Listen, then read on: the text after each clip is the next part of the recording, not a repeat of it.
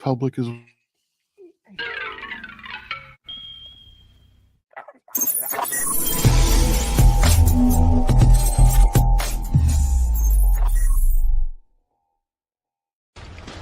Hey, Jack. All right. You got this stuff? Yeah, all cleaned and oiled. Oh, yeah. Beautiful. Beautiful. Let's get it on. Who are these guys? It's my theme music. Every good hero should have some. Hot damn, it's time to get down to the jam. It's time to get down, it's time to get down, it's time to get down to the jam. I said it's time to get down to the knowledge, gonna get on down with the know. On the morning coffee show, on morning coffee with Keith, here on Pop Culture Minefield.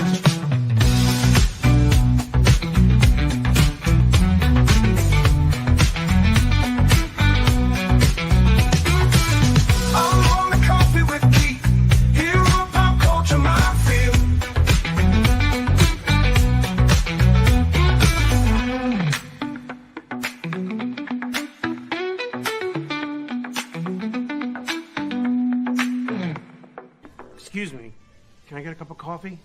Black? Can't you see we talking? White? Good morning, everyone. good morning. Oh, yes. Martin, it's up to you to save this by being super energetic and just like, Adrian Cronauer, Good Morning Vietnaming this shit. I'm supremely busy. Yeah, Martin's always got something going on. I mean, he's the guy. He's the glue that literally holds all of this together. So He is the stressed out glue. wow. Okay, so man, I got to tell you, since last week, there's been a lot going on, man. And unfortunately, since I wasn't able to communicate this, we will be talking about Drew Struzan, but that is not the main point of this show. We are actually supposed to be talking about number 7. That's right. Strikeout number 7 for Disney. This is official. I mean, come on. Wait a minute. Das Wolfen. Member for 47 months. R.I.P. Drew. Thank you for saying hi, big man. Miss you, buddy. But it looks like the Disney has come up short again. So the failure of Tron Ares makes it 7 complete failures in the year of 2025 for the Disney Corporation. Now, how many out there have actually seen the new movie? I did. I haven't had a chance to go see it yet. I'm probably going to go see it sometime this weekend. Okay, that's cool. That's cool. Look, I've been looking at a lot of reactions. There's people that love it, and there's people that That is normal. it is people that don't. People who love it and people with taste. Well, everybody has. Das Wolfen. Yeah, you can't have a Tron movie without Tron. That is why it failed. That and Leto, he says. I don't know. I'm not gonna lay this on Leto because you knew what you were getting when you hired him. That's like the whole Charlie Sheen thing and 2.5 Men. You knew who you were hiring when you got him. Okay? I mean, it'd be different if, this was like 15 years ago, 16 years ago, and then you started hearing some of the weird things about Jared Leto. But everybody knew. Everybody knows this about the guy. So to try to lay this off on, well, you know, it's not. It's not. What this is you had a producer who just happens to be one of the main producers behind Tron Legacy. Okay. And hey everybody. Hello, Gavin. Howdy, howdy. Still got people saying hi. Anyway, so what you had was you had a particular producer who also was the producer on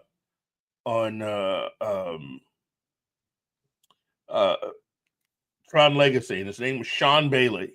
This is a guy who got his big start working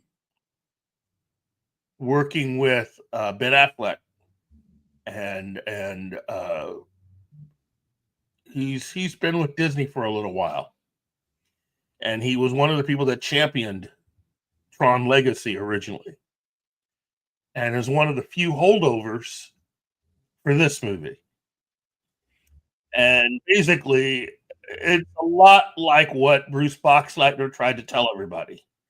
You have a lot of executives for Disney that really don't know what to do with it. For all of you out there who are upset that this movie isn't really living up to what Legacy had, there's a reason for that. The entire team for Tron Legacy was going to have a movie come out that would have come out in 2015.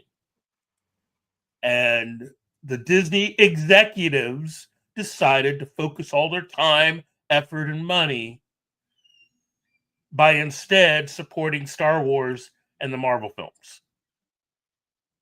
That's why we didn't get a direct sequel in 2015.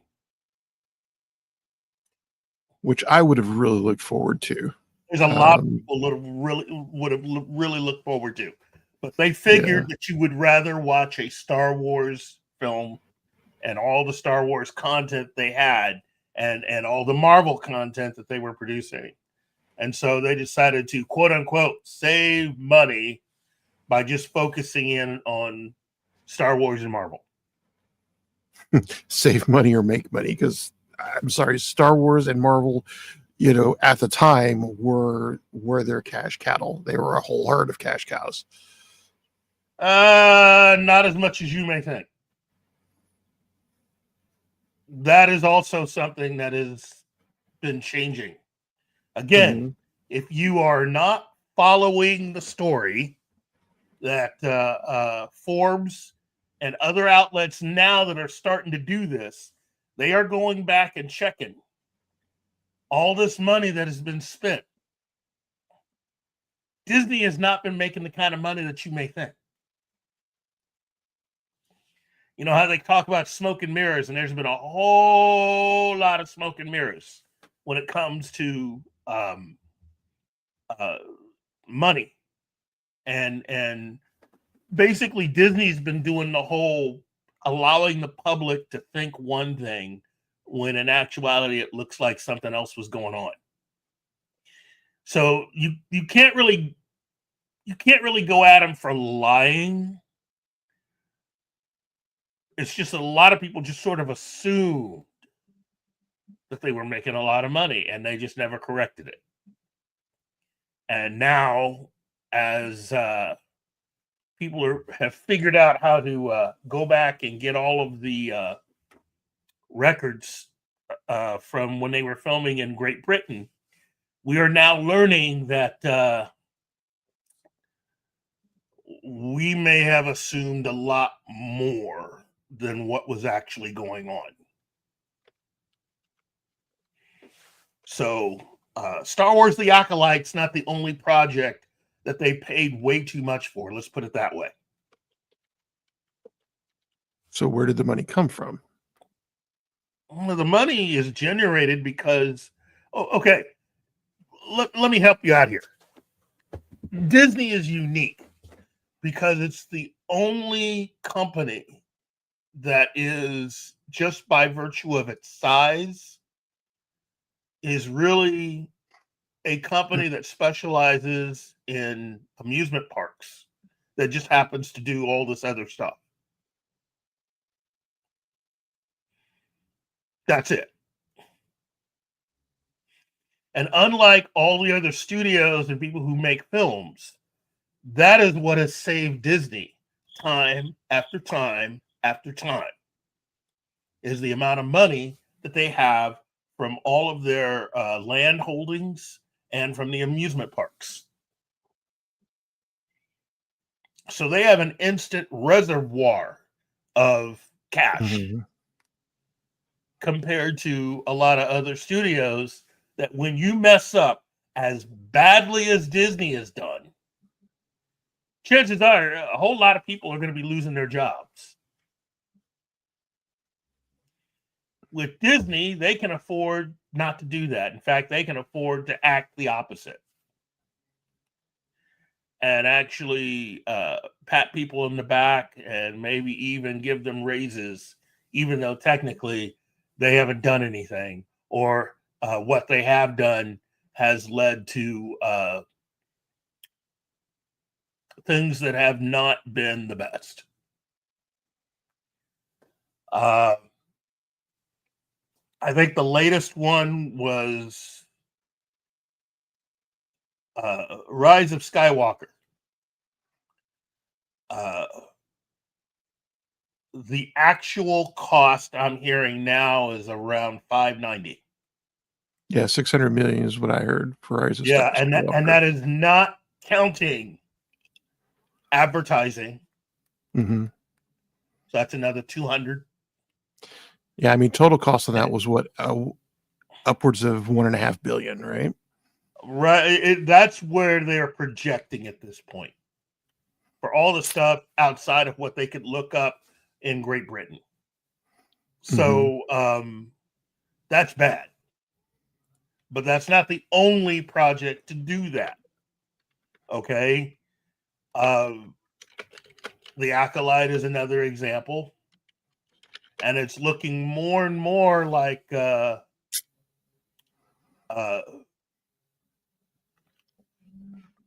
based on what I've been learning, it's looking more and more like Infinity War and Endgame were way more expensive also. Way more expensive. So it's looking like Disney, you got some splaining to do. So oh, wow. Yeah, Shinatsky. Yeah. All those tax breaks. And in my personal opinion, okay, Joachim Ronning, who is the director for Tron Ares, he needs to step the F off and shut his pie hole. Okay. I look at it this way. You're being brought in to make a movie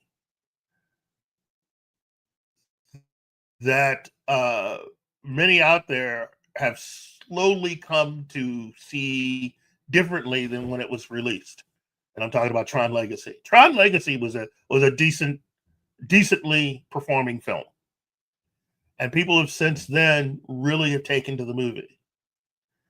And if you're the director of the next movie and you know for a fact you're not really continuing a lot of what they had, you need to just sit down and shut up when it comes to talking about a previous production you were not involved with. I'm sorry, that's the best advice I can come up with. Just don't talk about it.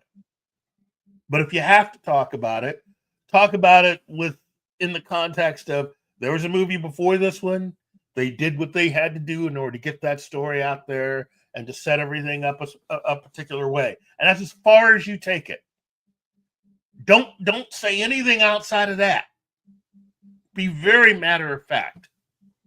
I can't stand that when somebody in a precarious position starts basically just running off at the mouth. And I get that this guy has had quite a few films in his career. And by quite a few, I mean about 6 or 7. And at least, I think 7 films, 4 of which are studio-related movies. But a majority of the movies that he has made, he actually made with someone else. He was actually a co-director with someone else. And this is one of the few films he's actually directed by himself. And I'm looking at all of the movies that he just did by himself. And all I have to say is, you're going to talk stuff about a director who, and a film that it's just, you could not have done that on your best day, dude. Seriously. Shut your pie hole.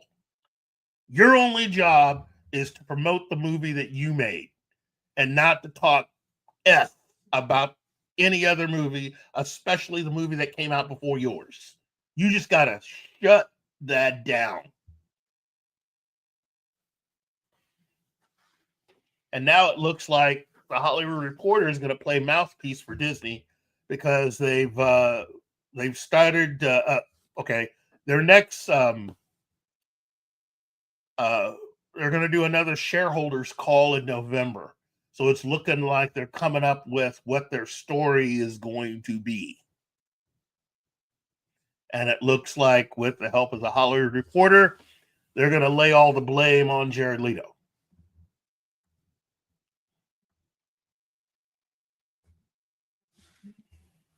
And Sean Bailey.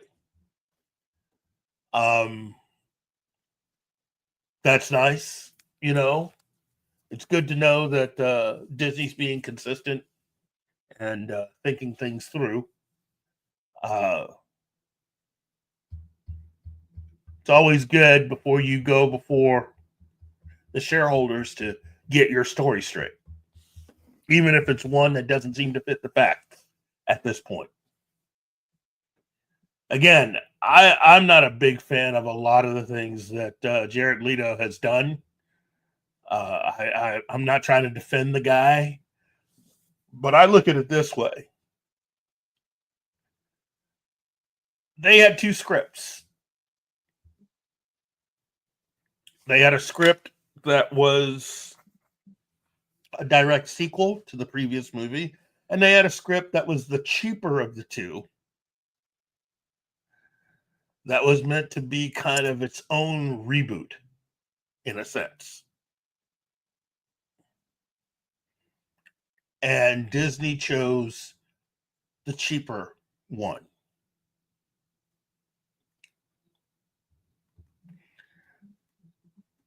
And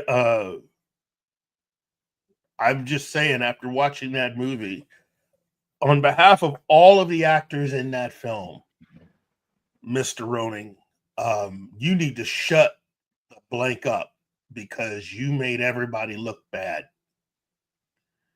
I have never seen a director that completely and utterly failed every single actor in one movie. Every single one.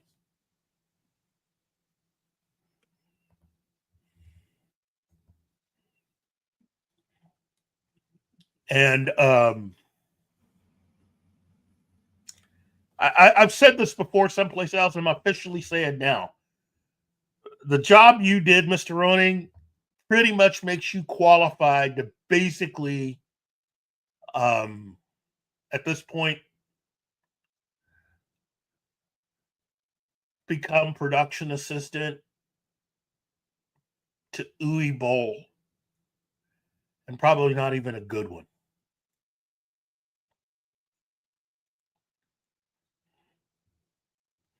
I mean, if this is your best work and you spent all this money, you just better be glad Bob Iger's the guy and not me, because I would have asked for my money back.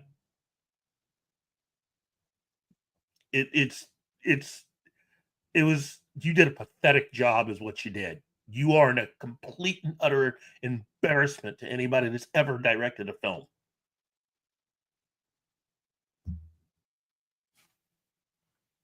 And to the Disney execs, you guys need to get your act together. Okay? On the one hand, I think a lot of fans did what they had to do. There's a lot of people that have a love for the Tron IP. And if you think that this means that nobody's interested, I think you're wrong. Big time. Just as wrong as you were for screwing over John Carter. You know? But I think, personally, if you were to go get another real director this time, and you had a script that actually was worth anything, I think we could get back all of the actors from Legacy and go forward and kind of sort of hope we can pretend this movie never happened, because that would be the best thing for you.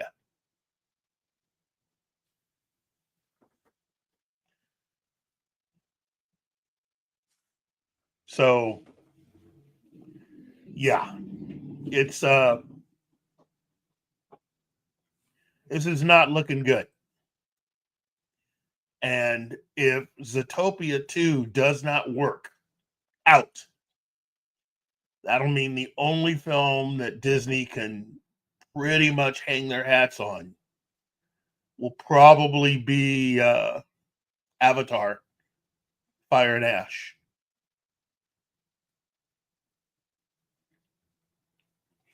And because James Cameron has a really good agent and has a really ironclad contract,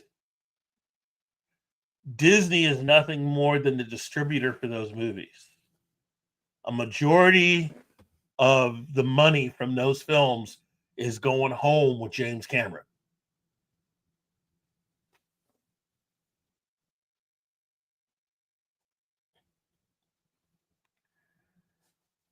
And all I have to say is bravo, James Cameron. He did, look, in the end, you don't get what you deserve, you get what you negotiate. That's the way it works. Yeah, I will 100% agree with that. And yeah, I mean, I'm with you there.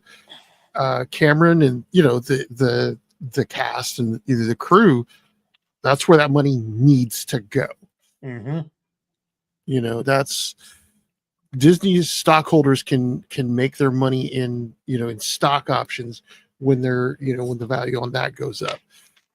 But the creative folks are the ones who need to make that money. Yes, big time. You know, and I wish the creative folks that had worked on Tron Legacy had been supported enough to come back to the next movie. Although, Right. from what I've heard, they attempted to do that, and again got told, "No, we're gonna stick with Star Wars and Marvel for now." So the director leaves, and he comes out with F1 this year. Right. I mean, that to me right there says who won that battle.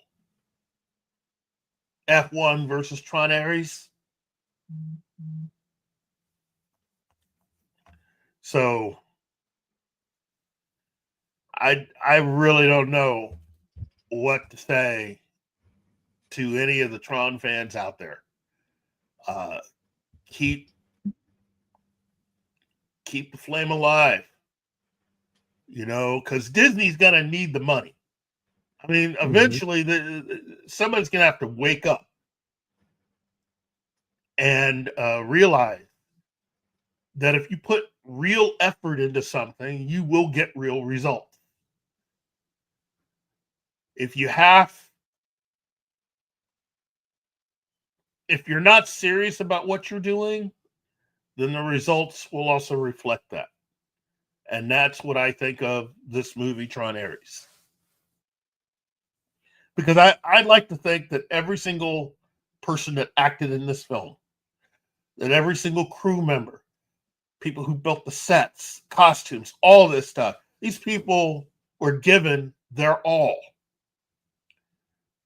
And again, I may not be the biggest Jared Leto fan, but I identify with him when he says that he grew up as a fan of Tron. He was honestly trying to make something good because it actually helps his career to be in a good movie.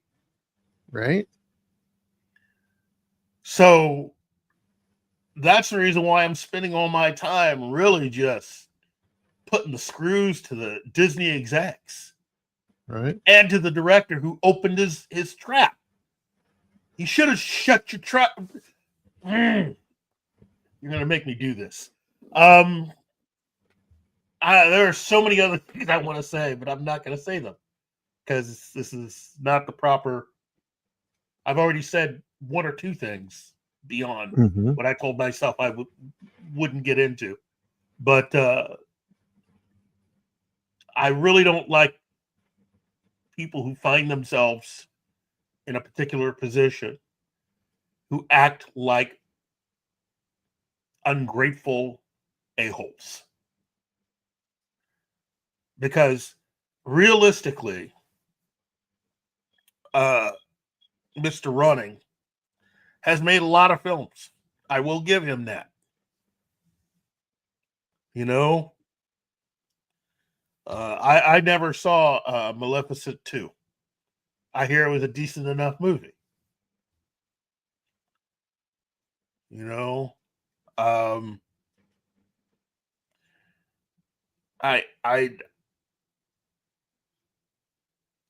mean,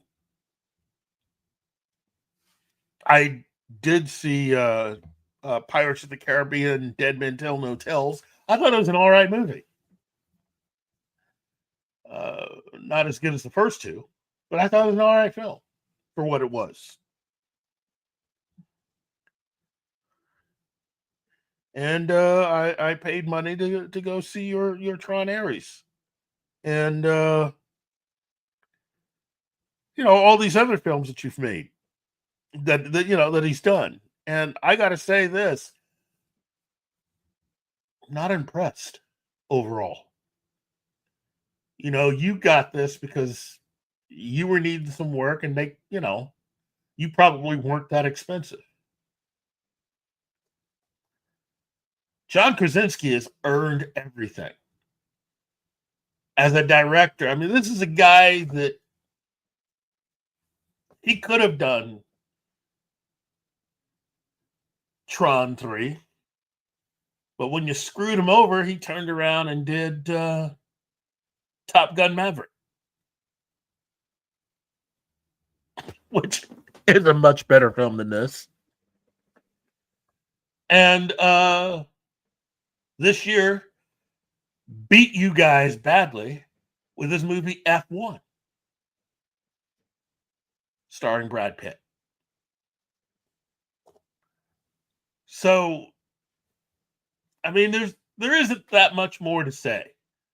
You know, if you're someone that really, really enjoyed Tron Legacy, visually, I think you'll have some fun with this movie. But I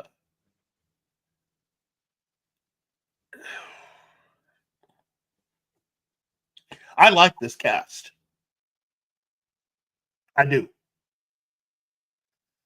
But I just really I this director is just, he's out of his league. He was, oh, Penny, wait a minute. Okay, just got a call from Daniel, her son. Sober, has an awesome job he loves. Oh, that is fantastic, Benny. Yes, you it tell, is. You tell him I said hi. I miss him. I love to hear when people do well. And also let me say this. I may have had a lot to say about Mr. Running, but I hope he turns himself around. And I hope he learns from this experience. But seriously, you deserve that, dude. You deserved everything I put out there about you. Because you can't get away with talking stuff about a movie you didn't work on.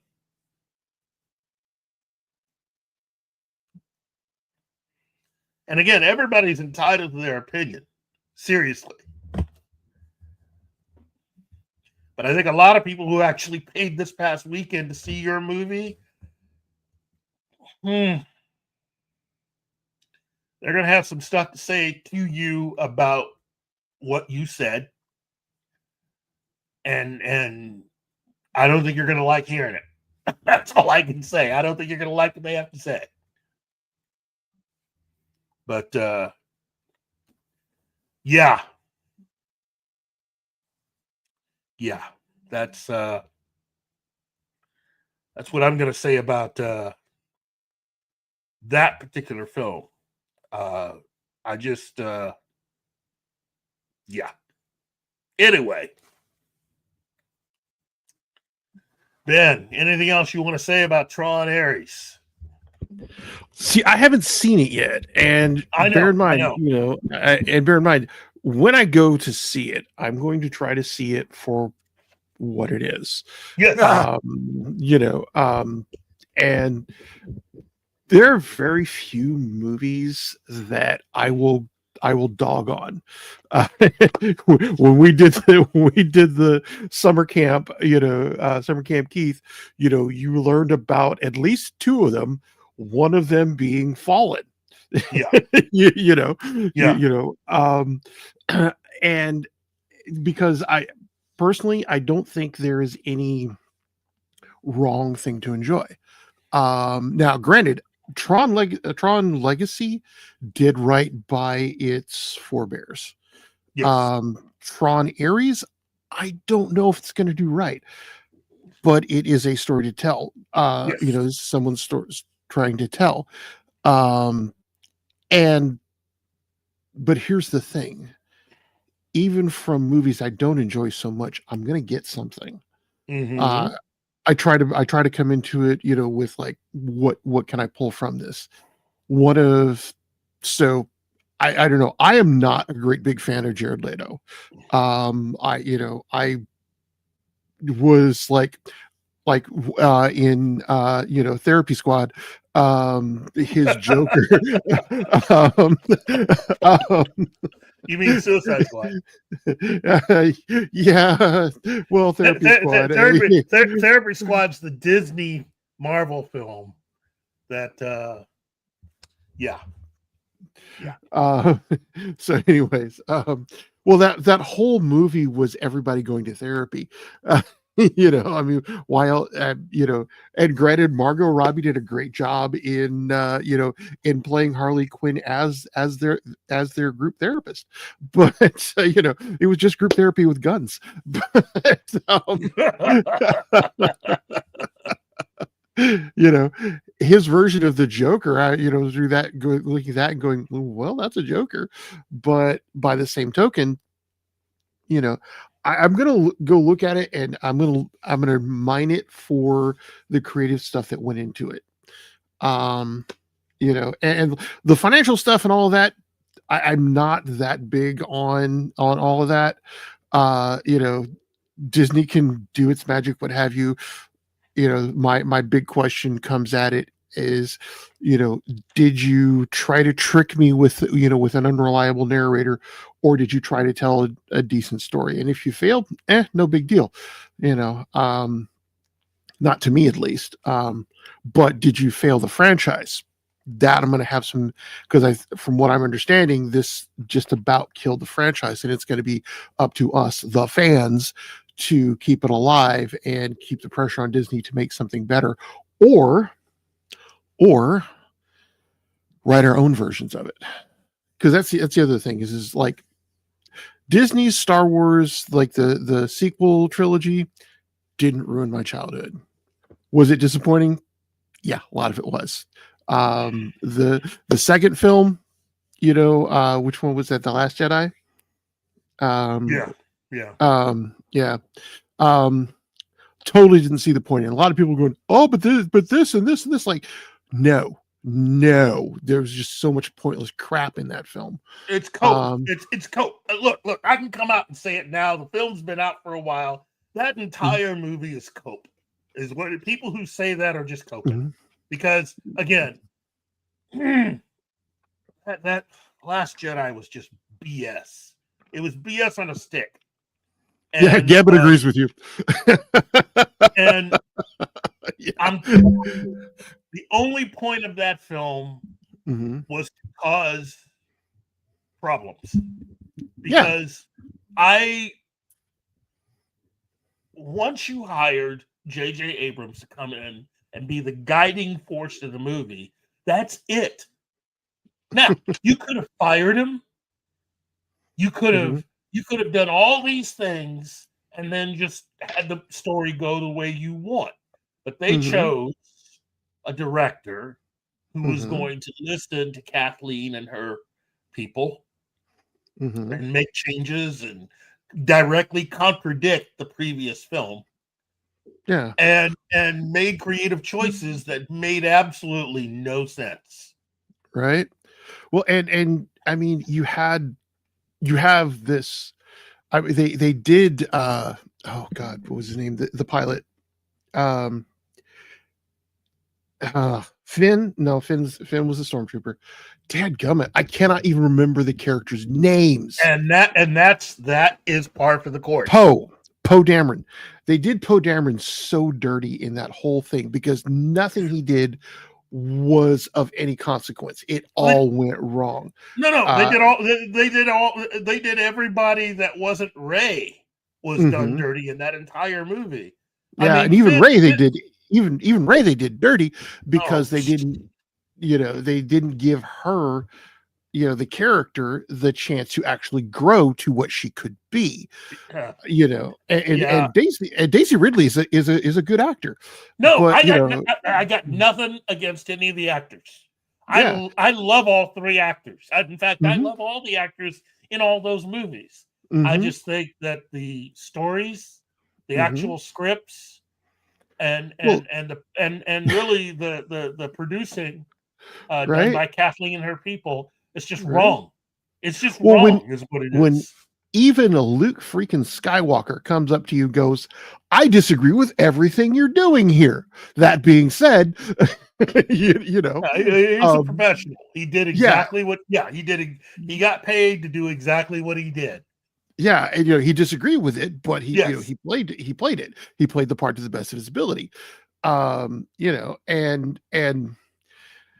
I don't know. I think there's so much more that they could do. And, The Mandalorian showed, well, at least for 2 seasons, what you could do, with it. If you allowed someone who is a fan to have creative control, you know what? This is going to take us into our next story anyway, because we're going to be talking about the trailer for Starfleet Academy. And let me just say this. They from what I've heard, they are getting ready to start work on season 2 quickly. Notice season 1 is yet to come out. They finished filming season 1. They're going to start season 2 because they got to get the F out is basically what it comes down to. This is not getting picked up. This is not getting picked up at all. No, I mean, Secret Hideout, from what I'm hearing, is done. They are done, and they know they are done. Many people that work for Secret Hideout are under the impression that they are not getting a contract renewal. Right. This is not job security. So, and that's the thing is like to kind of return to my original, when the guy who has played the character since 1977 comes up to you and says, I don't agree with what you're doing here. You listen. Uh, you Yeah. know, Yeah. when the guy who is playing the character is a Mark flippin' Hamill, the Yes. guy who was it BAFTAs, who has gone on to continue to do excellent work, who has awards for 30, for voice acting, and he comes up to you and says, he comes up to you, and I wish I could do it better. I wish I could do a Mark Hamill, because it's like, but it's like, I don't think this is going to work. At that point, you go to your script writers with a pen and whip in hand and go, fix this shit. Yeah.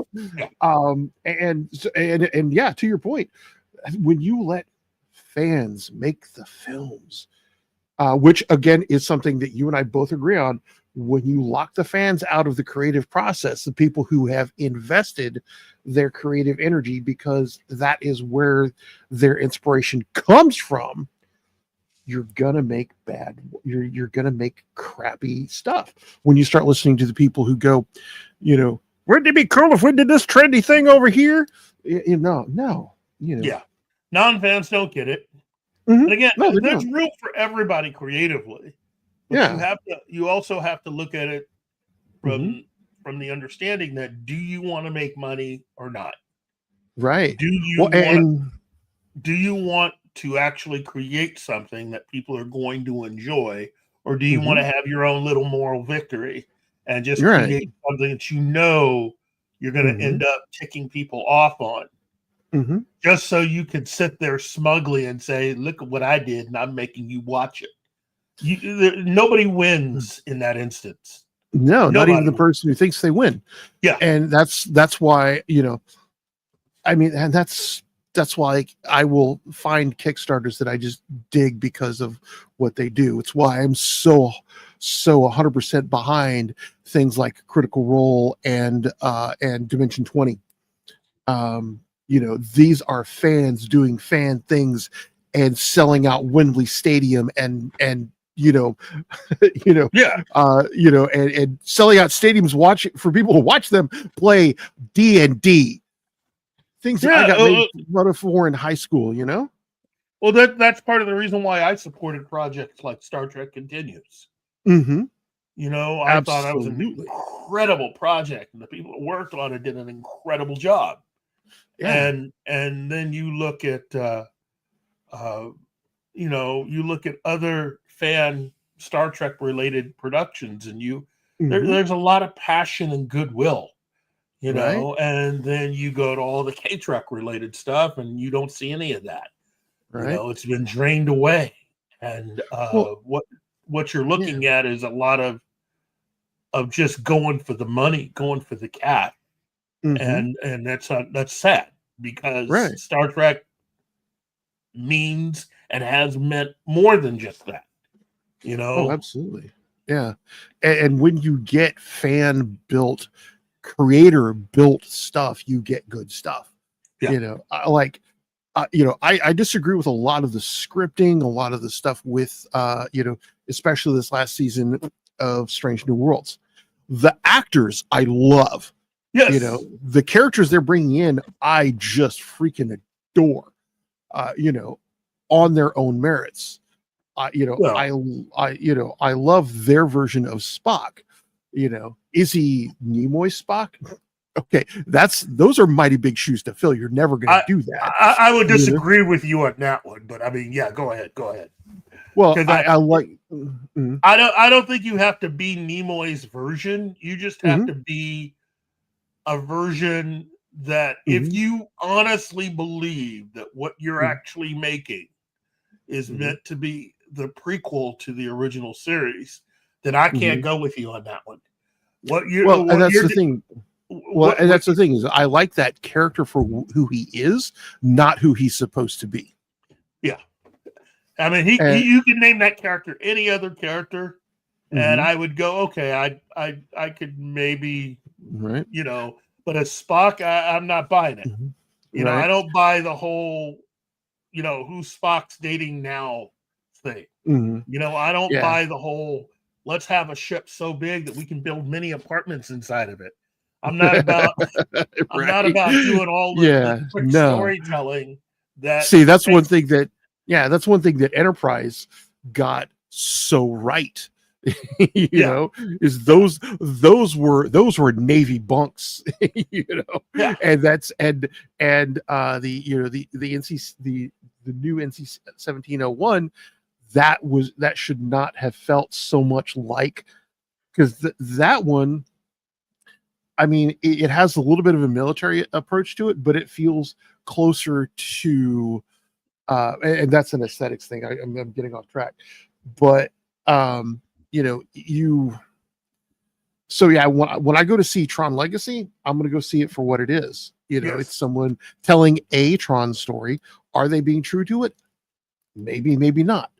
But as a creative, and this is why I don't like doing other people, you know, I don't like working on other people's IPs, because my version may not actually fit, you know, with what they do, which is why I have so much respect for, you know, writers who are in the Star Trek verse, you know, like AC Crispin, you know, you know, her whole thing, Sarek, you know, did that series right, Yeah. Yeah. you know, but PC I Fontana and others Mhm. who Yeah, gave of themselves to make well, Star Trek so essential, and then mhm, became part of the group that brought it back to life with the Next Generation, mhm, and would go on to have stories published mhm. and do other things. Yes, there's a lot So of that there, but yeah, the people making things now take they don't mhm, do anything with that. All they do is they see it as mhm, story possibilities that they can steal. I mean, borrow right. and use them in Well, as ways a that. writer, I will tell you, you steal big, man, steal big, because the broader you steal, the easier it is to get away with it. Because people will see the bones in it and they're going, "Ah, you plagiarized." But you know, I will say this though. I will say this. mm, There is one project besides Picard season 3 mhm, that I I'm getting something out of, mhm. and that is the Con audio series. You Okay. know, um, I think it's very very good that they've done it. And Nervine Andrews, I think, makes a very good Kong Noonien sing. Uh, I like the fact that they have George Takei that is a part of the production. Good. Um, they brought in a few other people, and Mhm, that it's based on Nicholas Meyer's original notes, outlines, and some scripts for his Con miniseries that he was wanting to do. Which personally, I think in the end mhm, they should have gone with, but mhm, not with Secret Hideout running the show. I mhm, would wait until long after those guys have been fired. I mean, have moved on, mhm, and find somebody to make this because Nicholas Meyer, in my opinion, has earned the right to be someone who doesn't necessarily have to be the world's biggest Star Trek fan, but he understood it. And that's really all I wanted as a fan. I don't need mhm, somebody feeling around trying to insert what their limited understanding into things. You need to have enough time to mhm, actually learn how things work and mhm, not try to find ways around it and then mhm, blame the audience when what you put together isn't fit mhm. for human consumption. Exactly. Which is one of the things I disagree strenuously with those actors. Goes, well, I didn't read any of the comics to, you know, to study for the character because I wanted to be, you know, I wanted to bring a fresh new take. That's not what the audience wants. Yeah. You know, the fans of it want to see something that where they can see the bones of the characters that they love. That's Yeah. what they love. So yeah, you owe it to your audience to know the character you're playing. Yeah. To know what that character is supposed to be like, because otherwise you're relying on the director to do all of the acting for you, and that shit just don't fly. Yeah. Yeah, it's unfortunate because Yeah. Star Trek deserves so much better. And Right. unfortunately, the people that currently have the right to do new Star Trek related stuff obviously don't care. And that's not good. Right. They've left a lot of money on the table. And in my opinion, what little money they've had, they've actually burned on the table. And they really don't care. They just don't. Yeah. I wish I could. I wish they did, but they don't. Alex Kurtzman just wants to get paid. Yeah. And he really doesn't care what anybody thinks, and that's fine. I mean, that's business. But in the end, I will say this: 5 years from now, and this is for all of you who are fans of what he's done. Understand something. There's not enough material for fans to ultimately in the future to treat this the way that the Next Generation, Deep Space Nine, and other shows have been thought well of. And it's because they bought into streaming. So it's cut down the number of episodes. So realistically, there will be more episodes of real Star Trek in existence than of this new stuff. And with Paramount now under different leadership, what you have of this new stuff is all there's ever going to really be. That's it. Yeah. Well, that's where I have to ask, what is the audience doing? Is the audience mostly streaming? Even those that are streaming aren't streaming as much. And again, two things. One, you have the numbers that Netflix has. And Netflix has been saying this since the first season of Discovery. Nobody's really watching. Nobody's really watching this. Okay. And then you also have Picard season 3, which charted ratings wise amongst all other programs. And it was the only K-Trek thing to ever do that. That says everything right there. And I know there are some of you out there that are listening to this going, well, what about Lower Decks? Or what about this over here? Don't care. I don't care. Right. I'm not the audience for that. Don't care about any of that stuff. All I know is this. The only thing related to K-Trek that charted was Picard season 3. So how many views do you imagine Picard season 3 has racked up? Way more than anything else that has ever been done by Secret Hideout. And that's what really gets to Alex Kurtzman's ego. He is an egomaniacal a-hole. And that's the real reason why you don't have Star Trek Legacy. He got away with telling this story about how it was above his pay grade. He could have easily made Star Trek Legacy. Easily. If he had wanted to make Star Trek Legacy would be in existence right now. He chose to make Starfleet Academy. That's what he chose. So, because I'm just looking at something here. And again, this is my my bias towards fan produced stuff. Yes. So Picard season 3 just did a quick search and they're looking at 400 million minutes Mhm. during the US during the week of its finale. That's just its finale. Oops, stop that. I went to look at just episode 1 of of Critical Role Campaign 4, and that has 2.8 million views in 6 days.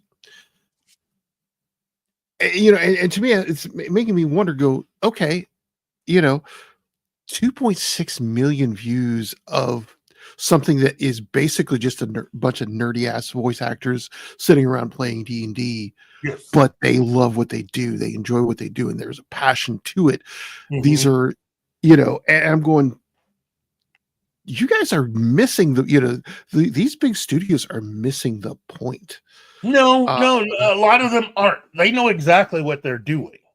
They know exactly what they're doing. And this is the reason why the man who actually created Star Trek Discovery was let go. I'm wondering if we're making the same point here. Well, it's because it's all a part of something that they do not understand. Okay, you have a lot of people that act like they do, but they don't. Okay, which is they don't like nerds and geeks. They look down on all of them, and that was the point for one of the shows that we did in the past, which is looking at all of the people within the entertainment business that are out and proud nerds and geeks, and you look at how they're being treated by the people within the business. Right. It's the same thing. Brian Fuller, the executives and people that run CBS didn't like Brian Fuller, is what it came down to. They didn't like him because he's one of us. Precisely. And that is where I think they are missing the point of good creativity. Yes. They are, because they are also missing that the reason they're losing viewership, the reason they're losing money, the reason that they are losing support is because they're not making what the fans want. They're not telling, and more importantly, because as a writer, one of the things is like, I'm going to interact with my audience. I'm going to do what I think the audience is going to enjoy, but I'm also going to have to balance that with what works for my story. And which is fun. they are, and they're missing that point because they're trying to adapt nerddom to mainstream, and it is failing. Specializing mainstream, because it's not exactly mainstream. They are wanting to aim this a particular way. Look, to show you how bad this is.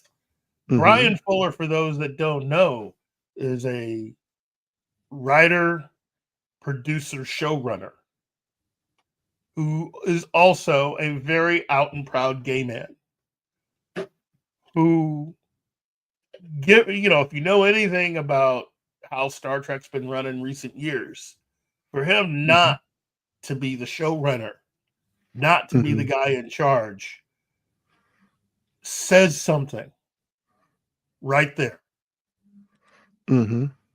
This is the overwhelming message and understanding that they want put out there. The people who run these big studios, the people who, the business people, the suits and ties people, they really do not care at all.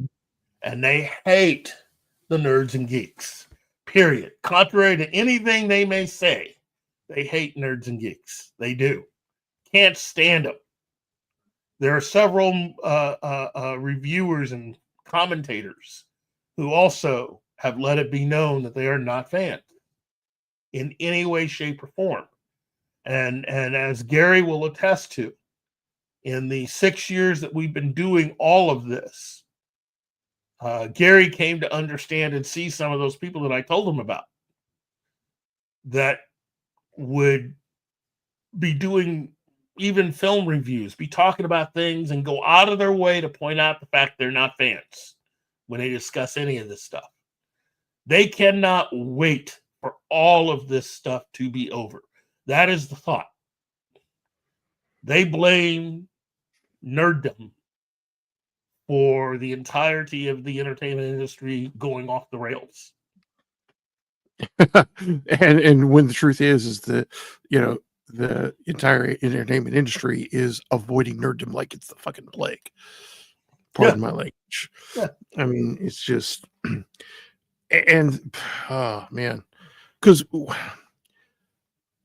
if they knew what worked, you know, they wouldn't have to be coming back to us to find what worked and then try to make it appeal to people who don't love it to begin with. Yes. You know, I mean, again, we find ourselves right Mhm. back at the same point every single Mhm. time. You Right. know, what has happened with Tron, Mhm. what has been happening with the MCU, what has Mhm. happened to Star Wars, what had happened to Disney.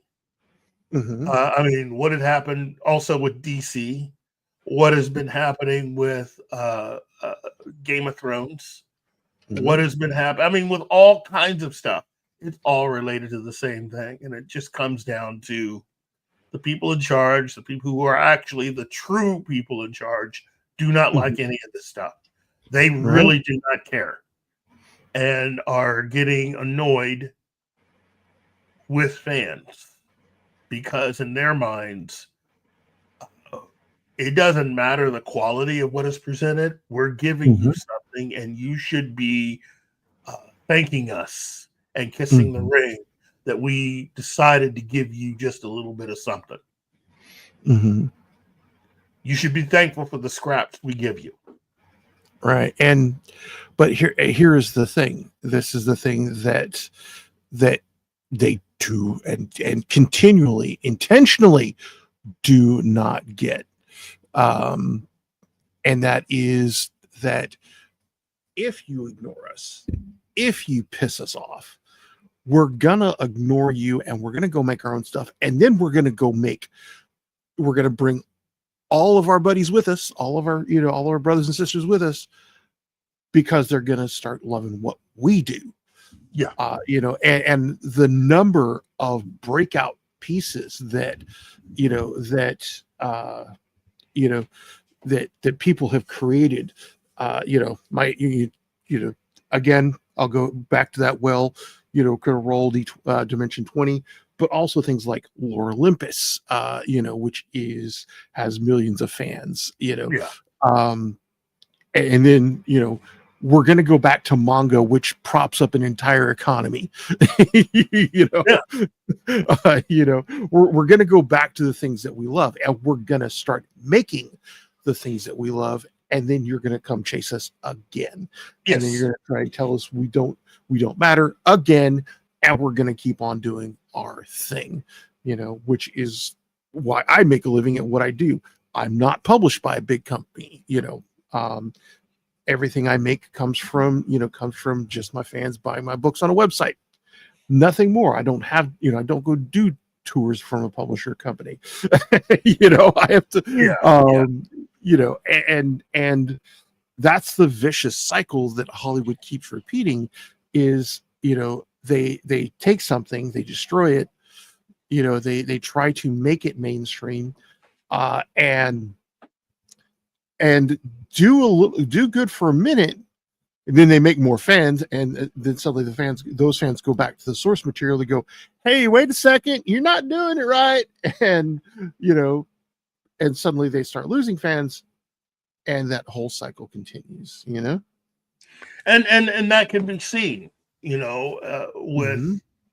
with how Disney, as I said at the beginning, how they've managed to have 7 films that just didn't do anything this year. Starting with Snow White. You know, that movie was just a cluster. Mhm. Elion, as an animated film, didn't do anything. Did not do one thing. Captain America 4, a film that should have been out well over a year ago. Mhm. And a lot of the things that they did for that film just didn't work out, to say the least. Yeah. And then you had, of course, Thunderbolts, Mhm. which I lovingly call Therapy Squad. Mhm. And that film also had some problems. Yeah. And is actually tied into Captain America 4 in so much as that it took getting Sebastian Stan transferred from Captain America 4 to the Thunderbolts. Mhm. And again, that move didn't work out for either film. Freakier Friday. Mhm. I mean, I still can't believe that was this year that movie came out. So, Right, man. I mean, yeah. and then Lohan, yeah. go ahead. Well, Lindsay Lohan and Jamie Lee Curtis had such good chemistry with each other, and playing each other was so good. You know. Yeah, you're right. It did do something. I Mhm. have to give them that. You know, Well, I mean, Jamie the first one did. The second one, Yeah. I haven't heard much about it. I'm a big Jamie Lee Curtis fan. I always am Mhm. just tickled to see her do whatever. She's a natural comedian. Mhm. And then of course Fantastic Four First Steps, which again was just it's bonfire time and let's just go ahead and burn all the money. Mhm. And we end it with Tron Ares. And Mhm. that gives us 7 right there. It's not going to get any better for them. So, here we go. Gary, okay, Pop Culture Minefield with Gary and Keith. Good morning, Keith, Ben, Martin, and all. Hope everyone is well, despite the passing of Drew Struzan. You know what, Sentai? We agree. I mean, it's not going to be the same without him, you know. Yeah. But yeah, it's just I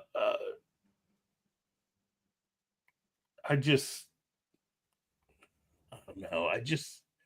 I look at all of this, and all I can say is I'm really glad I do not own stock in Disney. I mean, Mhm. I would be so pissed right now. I mean, oh, geez, oh my goodness. It has just gotten to a point where you just got to shake your head and just go, what are you doing? You know, Mhm. if I had owned stock in Disney, that's exactly what I would have done.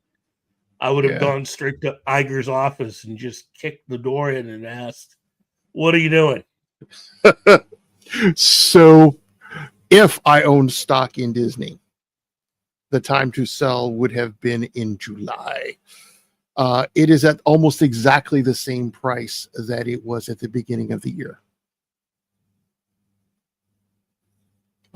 It spiked by $10 in July to 122, and right now it's at 110. I'm just looking at that and going, oddly enough, I made a better investment in silver. I kid you not. Okay, I just found this out yesterday because I was looking up something else entirely. It came across my news feed that gold had gone up to over $4,000. So the 10-gram gold I bought in 2023 is now worth $1,400. And silver has more than doubled in price in the past 2 years. Wow. Yeah. Compare that to buying stock in Disney, which is like, Oh. right. That's just year to date. Yeah. Year total, it's gone up by about $15, by about basically 13%. So yeah, Disney is not the long-term investment that it could be. I mean, man, the time to have bought would have been in April and sold in July. I'm wondering what happened in April for Disney this year. Obviously, something that they couldn't keep going. Right. Well, that's when it was at its lowest. You know, was Fantastic Four came out around July, didn't it? People were optimistic, but yeah, I mean, when you look July, at that's Thunderbolts. oh God, no wonder it's been on a decline ever since. You know, I mean, when you look at Disney's overall performance, I mean, they're worth billions, but their stock shows that they're treading water, you know, financially. Yeah. And they're looking for something, and they're not listening to the fans, you know. Yes, they aren't, and that's unfortunate for them. Yeah. I just can't. Right?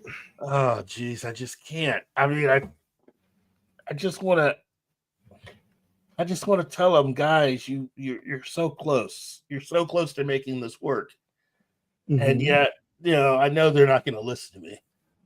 Right. So, oh man, I tell you, it is so difficult being a fan nowadays. These kids think they have it. Look, Shinosky, they have no idea what they're doing, but can afford constant mistakes due to how much their betters accomplished. You're right. Yeah. Well, yeah, and Shinosky right there. There are a lot of sociologists who be going, that's income inequality, but yeah, it's they have the money to waste, you know, and you look at a lot of the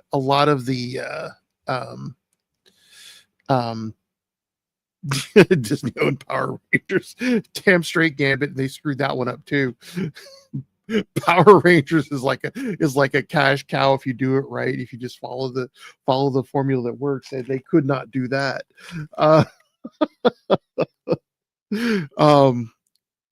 But yeah, I mean, and then you, like I said, you look at these, what the fans can do.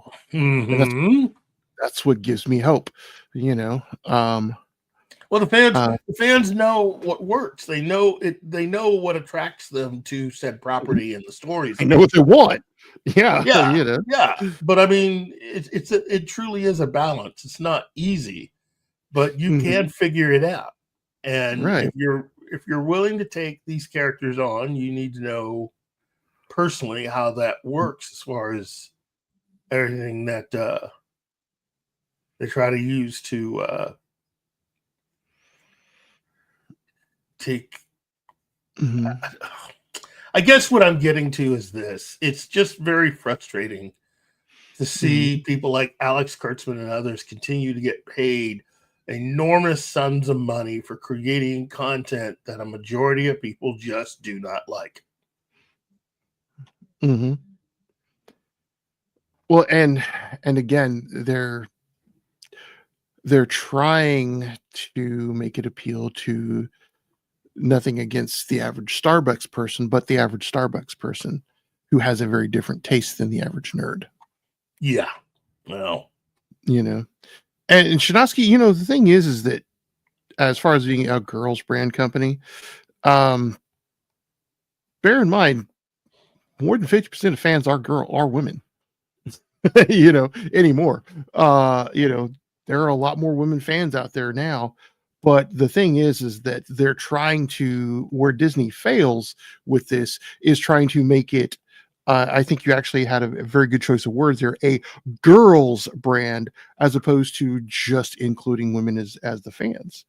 Yep. Because you know, I mean, if you treat women as fans as opposed to female fans, I think you're going to get get a lot of the same places. Now, granted, there are some things that I know, you know, like women like different things about my books than the guys, but you know what?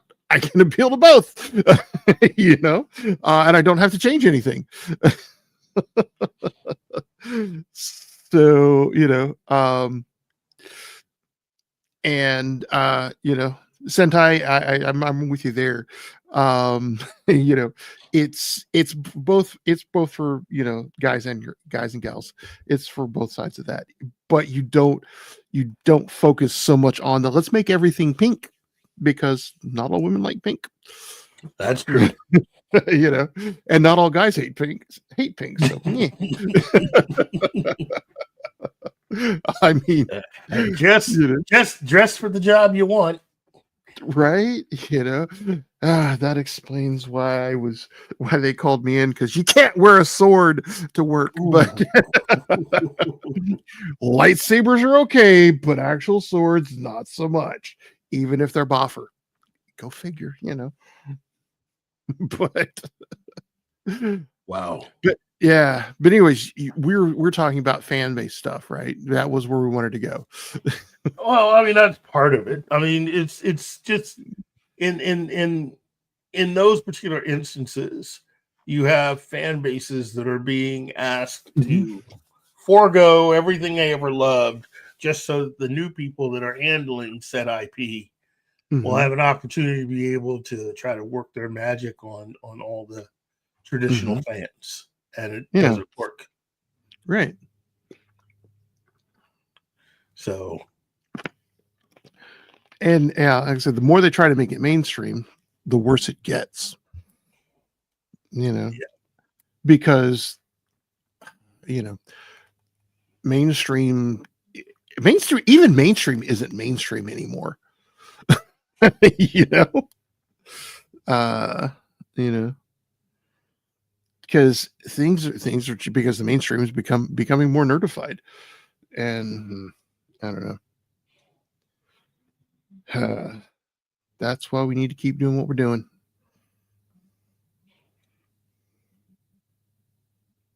Keep being that voice. yeah. Oh, what is this? Oh, hold on. Oh, geez. I'll have to handle that when I'm off the show. Oh, I got a message from somebody I haven't heard from in quite a while. Okay. It's like, oh, I can't. I'm in the middle of a show.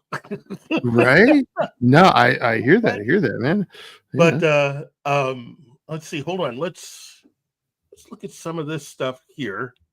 Gambit says, I mean, told Kevin Feige or whoever he is in charge of the Disney brand right now.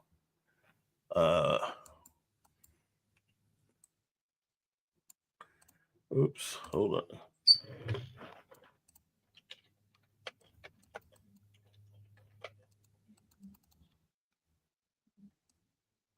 There we go. Schnosky says, Disney is a girls' brand company. They pivot everything to be female focused. They should have bought Barbie instead. That's true.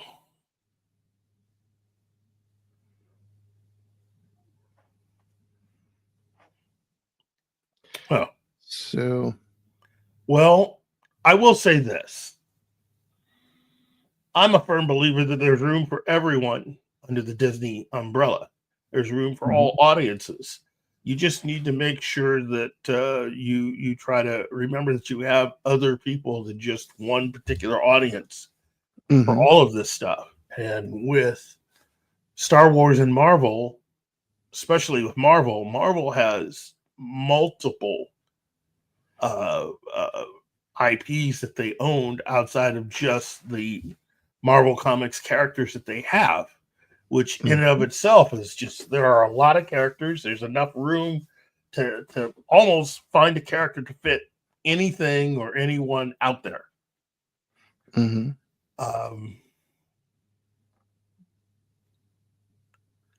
Yeah, it's just so much to love. And if Mhm. you find yourself, if you're creative and you want to be able to express yourself, my advice to you is just do something creative.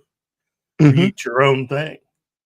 But Well, if yeah, and if you're adapting something, then adapt it. yeah. Well, and along those lines, here is the thing. This is the thing that every big thing has gotten so damn right. Yeah.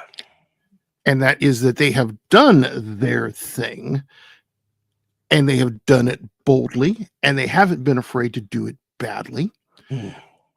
Early stuff is gonna have its hiccups before you hit your stride. You're gonna have your missteps. Critical Role found that out. Dimension 20 found that out. You're gonna have your missteps either sooner or later. And all you can do is just learn from the missteps and do better the next time. And it's just one of those things. You have to keep throwing, because that's one of the things that we only have two real assets: time and energy, or as creative. Yes. Time and creative energy. And if you keep putting creative energy into something, you're going to cross the finish line at some point. I mean, when you look at, Samuel L. Jackson, that man does everything. He does. And so he is a household name for great stuff, but also for snakes on a plane. Which is not great cinema, but it's very entertaining and people go see it. Why? Partly because Samuel L. Jackson is in it.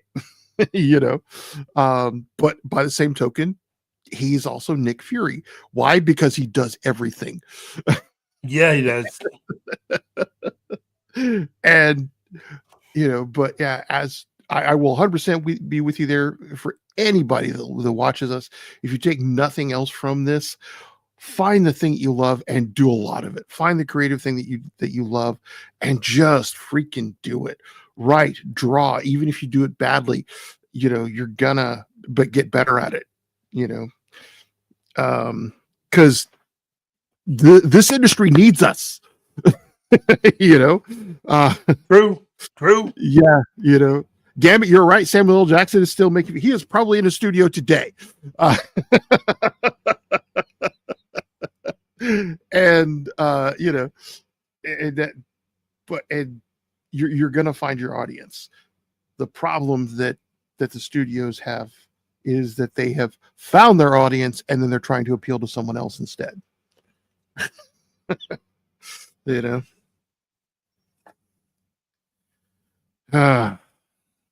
They need to listen to us. We will show them the way.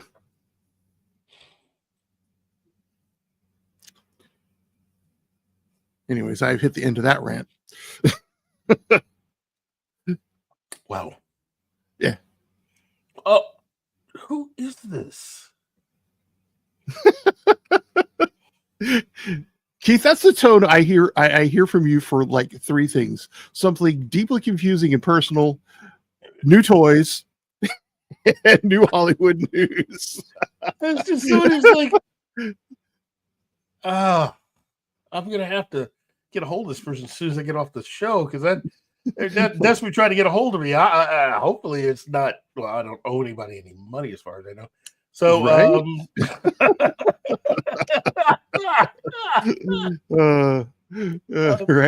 But if you do, maybe you don't want to get in touch with them. But yeah, that's find out true. first. That's true. Find out first. Yeah, who is this? Does Keith owe you money? Yeah, that's it. I'll have you talk to them, and then you can tell me. And I did that to somebody I knew. I knew who it was. And I was just messing with him. They text me. It's like, hey, is this Ben? It's like, does does he owe you money or something? And they're like, no, and it's not like that. It's like, man, I get so many people telling me he owes them money, and I'm like, no, dude, no, that's. And I was just like, I'm messing with you. They tried to hit me after that. Wow. So yeah. Well, okay. Nothing like friends. Right. Nothing like friends. Well, now that we've gotten all that out of the way, it's time that we talk about the one and only Drew Struzan.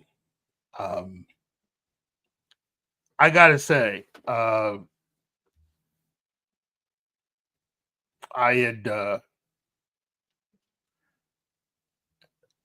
think it's easy to say that I think just about everybody is a fan of his. Mm-hmm. I've owned quite a few of his posters over the years. If you ask me which one is my favorite, that's a hard question to answer. Although with a gun to my head, I would just say it's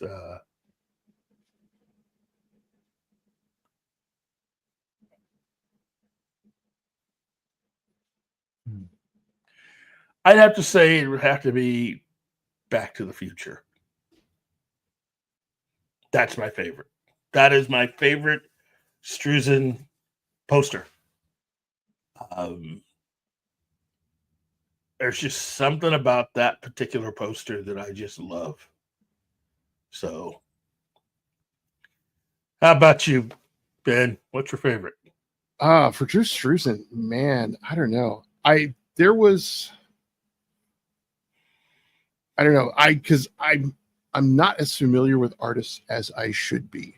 I know I more follow writers, constantly getting trolled by Gail Simone, and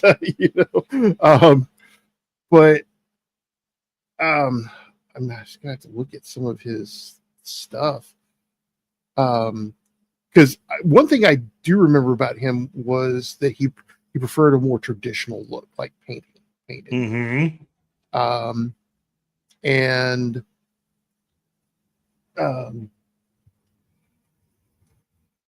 he did one of my favorite Star Wars posters. God, that I did not realize he did that one, and I have never been able to find this again. Good Lord, up until just now when I was looking at some of his stuff. There's the Star Wars poster he did that had the speeder, the Luke's land speeder on it. For the 78, man, I just did not realize how far back that man went. Oh yeah. And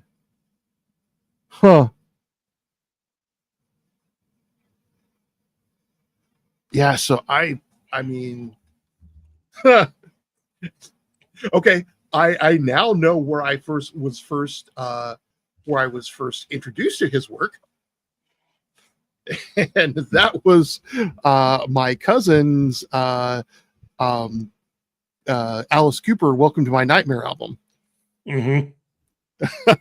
I was just looking at some of his works like, okay, where have I seen his stuff before? Because I know I probably had. And I just saw his Welcome to My Nightmare. My cousin, who's also the guy who introduced me to Cheech and Chong, had that album. And yeah, that was where I think I would have first seen his work is 1975, 1976 at my cousin's house. So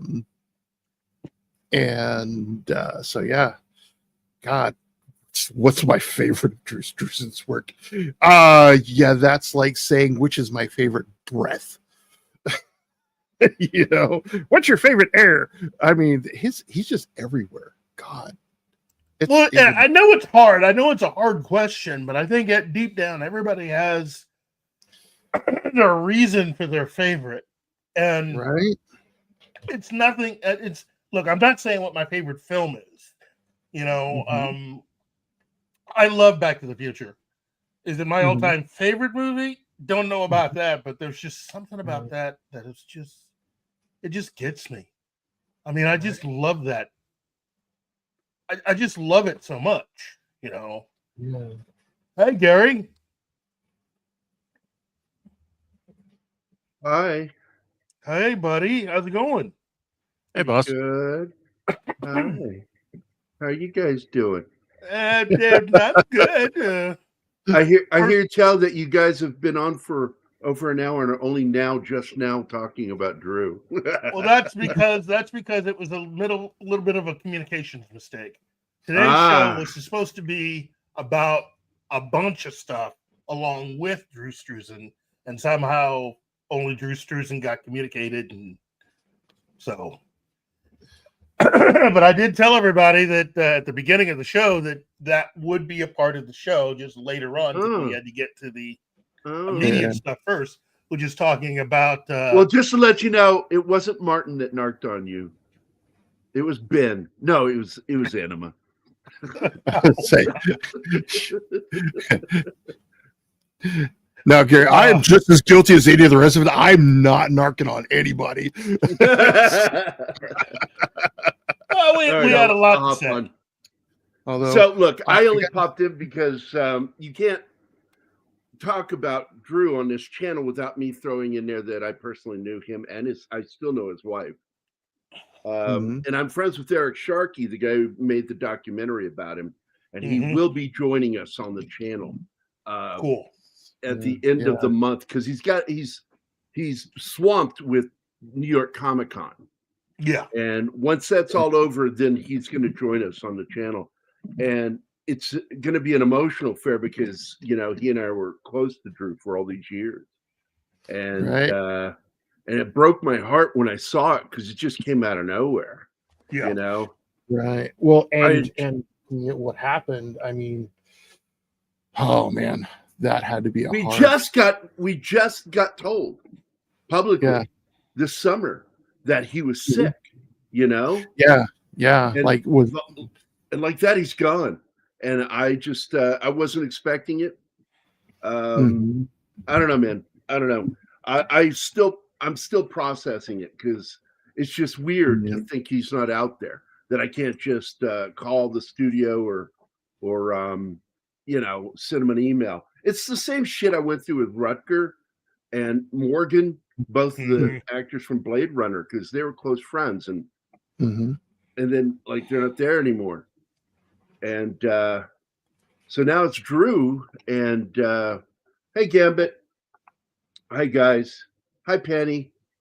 So just, you know, the only thing I'm going to say is like, God damn, man, so many little stories over the years.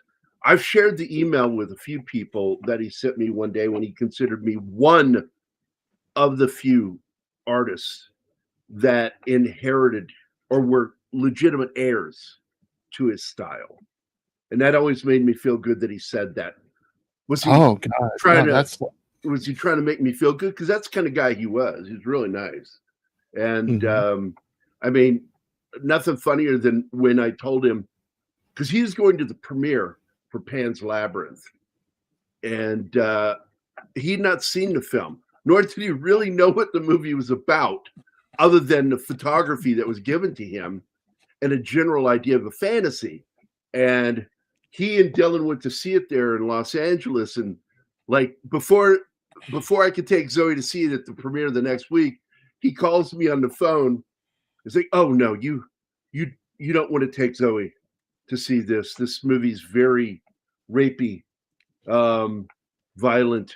And I went, oh, okay. Really? And he goes, "Oh yeah." He had such a gentle way of speaking. I'll see if I can imitate his voice. I'm like, oh, hi Gary. How are you? I hope you guys are doing well. He had a tone like that where he was just very soft spoken. And that was so funny when he warned me not to take Zoe to see, because that was back, what was that? How old was she? She was 7. God. Yeah. He's like, yeah, don't take her. Because their parents too, you know. Yeah. And so he called, and I knew something was up when at first I thought, oh my God, did I do something to upset them? Because Drew wasn't answering the phone anymore. And Dylan got a hold of me. And before everything went public, told me that he's really having difficulty communicating. And I said, is everything all right? I'm like, is this like, and she didn't allude to it yet. It wasn't until they went public that I knew what was wrong. I just knew he was sick. Yeah. Well, that, and I mean, and when you're there but not there, I watched my mom go through that, and that's probably a very hard time for her. Extremely hard. Well, Dylan's always been a strong one, you know. She I tell people that I have a lot of celebrity friends, and I would say a majority of them, their wives are their gatekeepers. And but that wasn't always the case with Drew. That didn't come until the end, you know, over this last year. Yeah. And now I know why. You know, well, I knew this summer when they made the public announcement. I'm like, oh, now it all makes sense. Yeah. And poor Eric, you know, he's had medical problems because he has the long COVID, and he ended up being hospitalized for a while. And I tell him, I'm like, dude, are you okay? Because I'm always worried about your health, dude. So, and now Drew's gone. It's like, it's just a weird fucking world to live in. Yeah. He was like one of my heroes. And I will tell you one of the best things, because all the gracious things he's ever said about my artwork. And the nicest thing he ever said to me was back in 2006. And as a reminder, I'm the guy, I didn't get any thanks for it. And it kind of annoyed me that I didn't at least get a mention on the special features that introduced Charlie Deslarica to Drew Struzan for him to do the Blade Runner Final Cut. I was on the phone. I did a multiple call. Conference call? Conference call. And introduced them. And but he still mentioned the shit out of Blade Zone. And if you talk about Blade Zone, you're talking about the three Garys, Gary Willoughby, Gary Carden, and me. And so, and I was glad that Gary Willoughby ended up on the special features for the movie. That made me happy, but it still, if I hadn't made that step, we don't know if Drew would have gotten to do the cover for the Blu-ray, DVD, and all that shit. But either way it goes, he said the nicest thing to me back in 06, because we were on the phone. I'm trying to process the history, so I'm looking my right. And he told me that he had gone back to school. And I was like, really? He's like, yeah. He really liked my sculptures. And he realized that he could sculpt. And he would like to sculpt. And that I had inspired him to want to go back and learn how to sculpt. And wow, that is like super. That's just one of those things that I'm going to have with me until I die, and then nobody's going to remember that. You know, it's just one of those little things. Now. I don't know. People aren't going to remember that shit. And it's only important to me. And it just, I don't know. The world just got sucky this week. And I hate this fucking year. I really do. Every year I say, I don't think I can hate a year more. And then this year, I'm like, yep, I hate this year more than any year. You know, I haven't had a rough year like this since Gene Roddenberry died. Him and Vincent Price. Ooh. Yeah. I remember where I was when certain people died. I remember where I was when both those guys. I was on I-10 in California, and I had to pull over for Gene Roddenberry. and I was up in Washington, way up in Snohomish County, visiting a resident there. Lived in a really nice area, and I was pulling into it's not a cul-de-sac, it's a U-turn subdivision. It's like you go in, go around, you come right back out to the main road. Really short U, and they had the house at the very end of the U. And as I pulled up the driveway, it was announced that Vincent was dead, and I'm like, "Holy shit, man!" And I didn't cry when Vincent died, but I cried when Gene Roddenberry died. Yeah. As big a Star Wars fan as I am, I don't have the connection to George Lucas like I did with Gene Roddenberry. Or Leonard Nimoy. I mean, when you've seen Leonard Nimoy. Nimoy passed, that hit me really hard. Yeah. Well, as a person with, I'm OCD, I'm on the spectrum, and I really idolized Leonard Nimoy. But I don't think I cried when he died, but I was emotional. Well, for me, he was the first of the Star Trek actors I actually met. And I considered him to, he was very personable. Not that none of the others weren't, but he was incredibly, he was what he seemed to be whenever I would see him on anything. It was like sitting through his discussion was like being in a college course, but in the nicest way possible. Because one cool thing about him is he got smarter over the years. Yeah, he had to live up to Spock. Yeah. Right? And it was just nice meeting him. It was nice seeing him be what I thought in my mind he was like. And that just made it that just made it worse because I was I followed his career. Okay, so I saw his performance in Vincent, which affected me. That showed me the power of acting.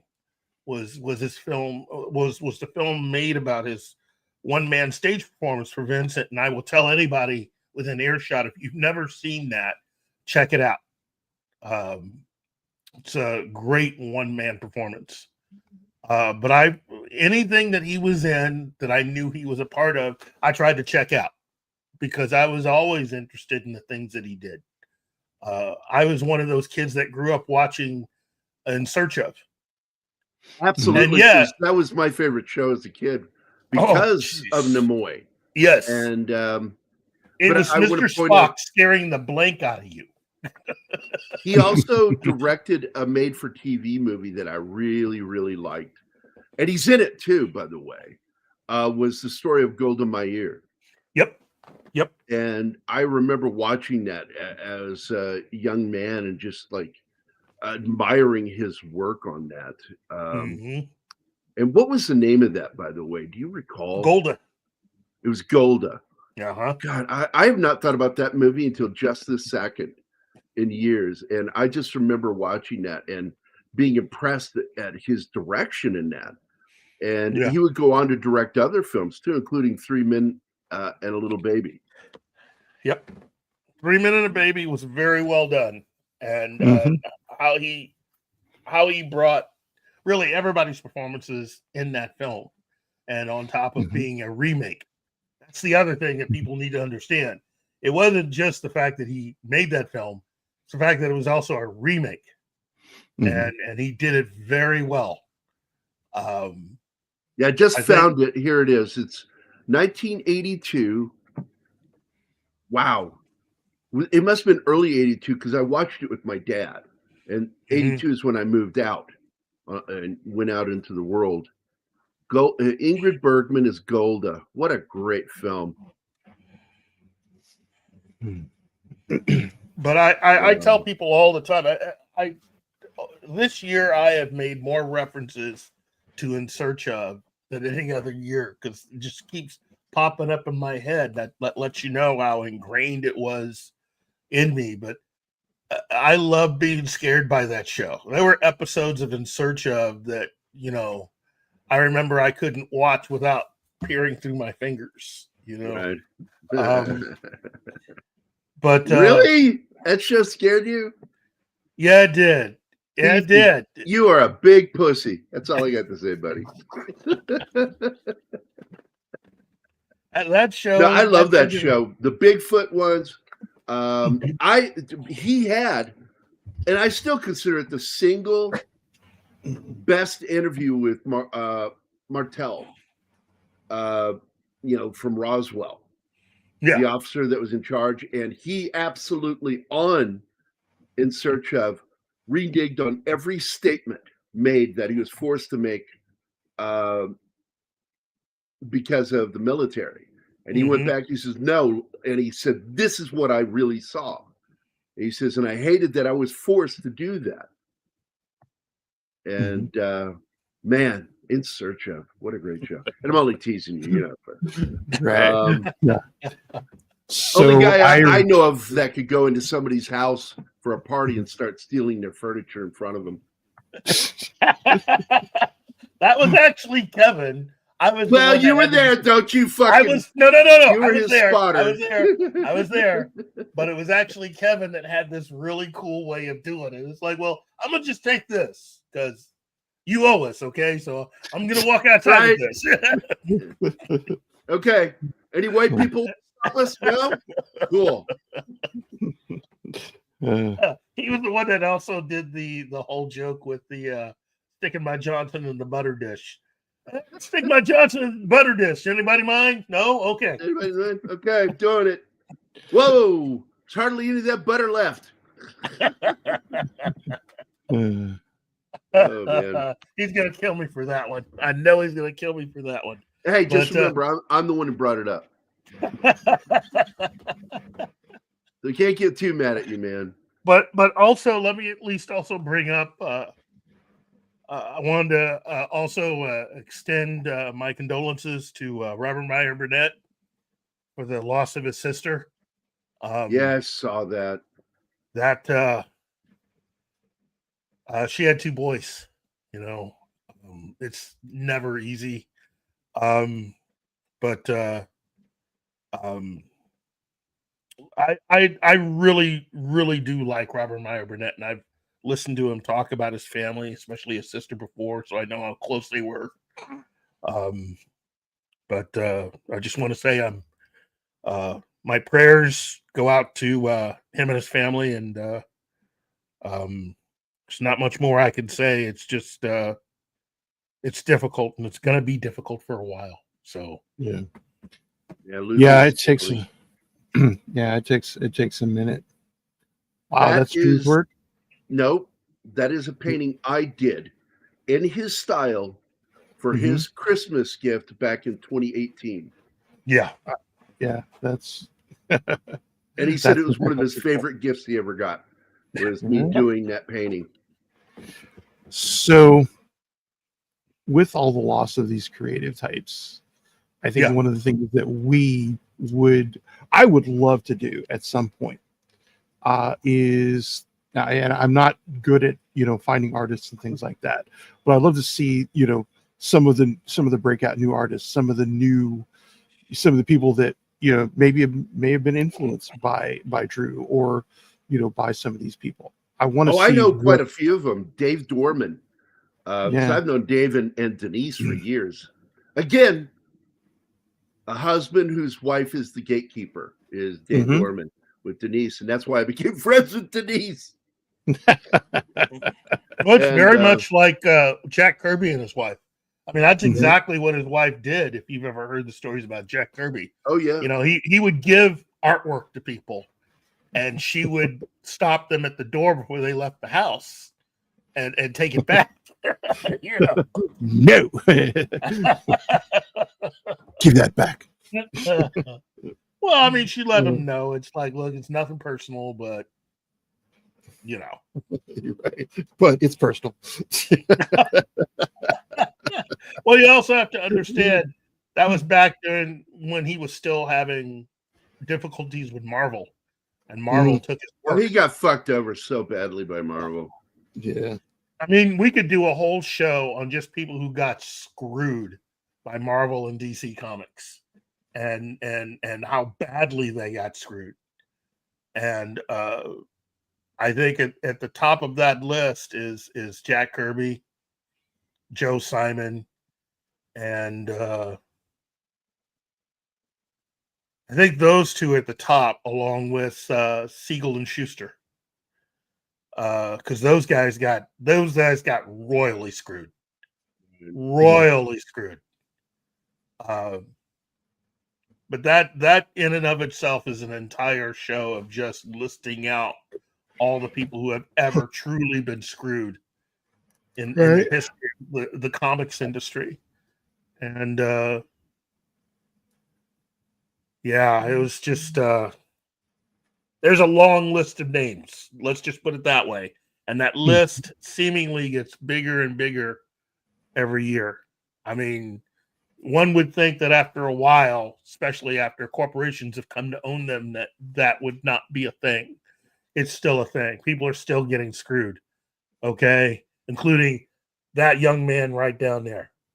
So I got screwed by the guy that took over after Andy Schmidt for G.I. Joe, because I was supposed to be their new cover artist. And he didn't want to work with me because I'm a military vet and conservative. And I was like, go fuck yourself. Finally, Tom made up for it by getting me to do one of the final covers for G.I. Joe. And that made me feel pretty good that he did that, because he didn't have to do that. I'm trying to find something, because I was on Drew and Dylan's Christmas card list, and every Christmas I would get art prints, signed art prints from Drew, and I would take photos of them, and I just was so tickled by that. And I'm not going to get them anymore. Dylan might still send them to me, but I don't know, it's just not the same. Well, let me at least ask this, Martin. You never told me what your favorite Drew poster was. I don't have one. Oh, you don't have one? Okay. Okay, way to put him on the spot there. Good job. No. I mean, it's just like, I okay. Well, then let me ask you, Gary. What's your favorite one of all the film posters that he's done?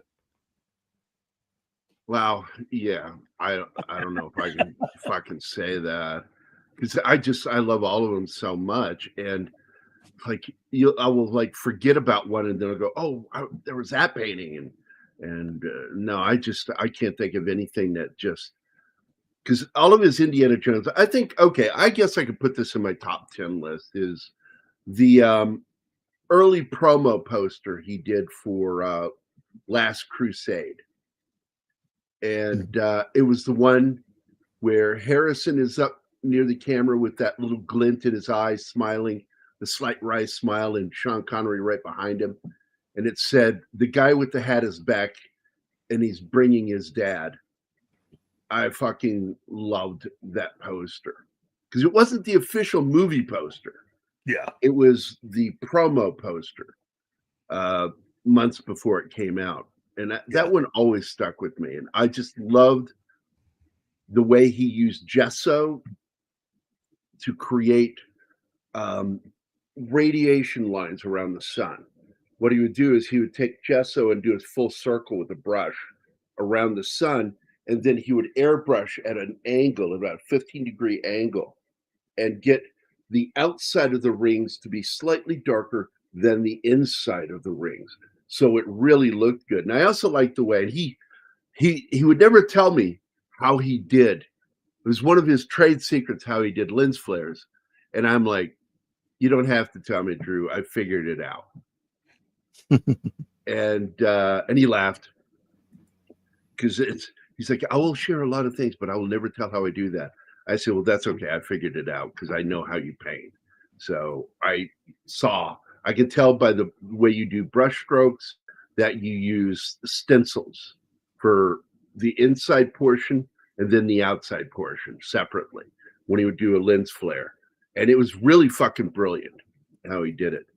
And he used onion paper for his stencils.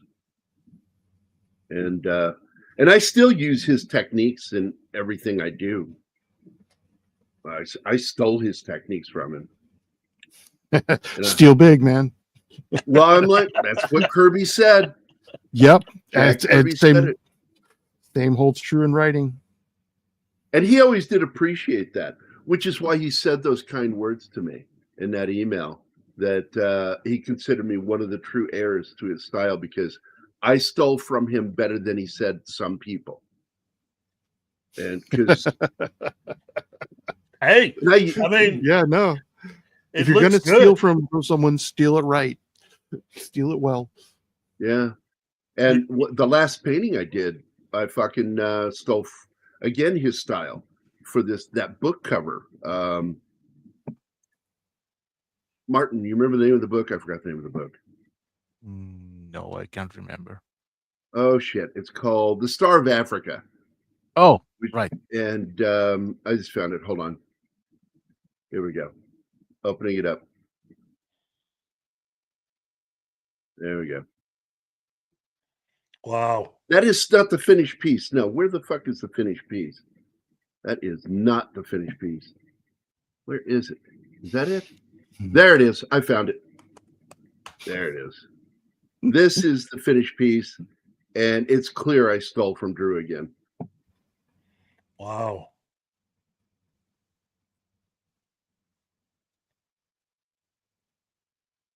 And he liked the way that I highlighted the eye. And Anima, this is like one of her favorite paintings I've done. There she is. And that's clearly, Drew's style. Yeah. He's not around for me to rub it in his face that I stole from him again. That breaks my heart. Hey, check out, because I would do that. I'd send my latest piece. I go, hey, stole from you again. Not giving you anything for it other than thank you. Wow. He was nice. He kept pushing me, and I'm like, no fucking way. Back when he retired and he wasn't going to work for Star Wars, he says, Gary, submit your work to them. And I'm like, nah, not going to do it.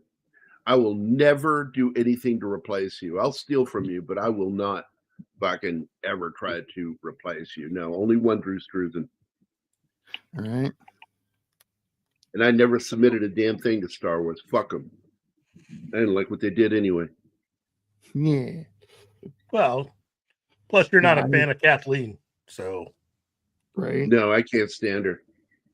And what really bugs me is her name didn't offend me. And now I watch movies that I liked from the old days and see her fucking name, and I can like for a moment, like oh, then I calm down and watch the movie, and then see her name again. I'm like, ah. One of the few people on this planet that makes me so angry I want to punch a baby, and I love babies. So don't bring up Kathleen Kennedy when I'm around children. Only adults you don't like. Yeah, that's okay. There's a few of them in this town. So Gary, you had an opportunity to watch Tron Ares. So what did you think? What I thought was, I'm not going to watch this fucking movie. I read the full synopses. I watched a lot of the behind the scenes stuff, and I realized that this was a gigantic fuck you to Tron fans. How can you make a Tron film and not have Tron in it? There's zero logic. I despise boss girl films. I don't mind films with strong women in them. I love those. What I don't like is boss girl films because they're there specifically for a political point. And I don't want politics in my films unless it's a political film. Tron is an adventure film, science fiction adventure.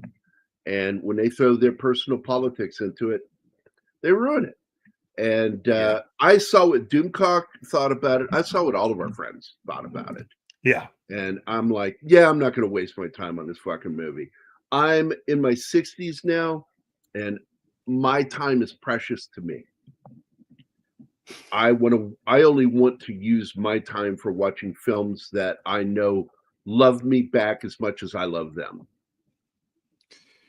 And it's refreshing not to be the oldest person in the room. Yay!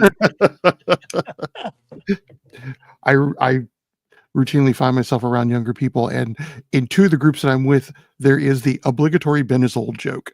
So I mean, Well, hashtag Ben is old, obligatory Ben is old joke. You never have to worry about it amongst us.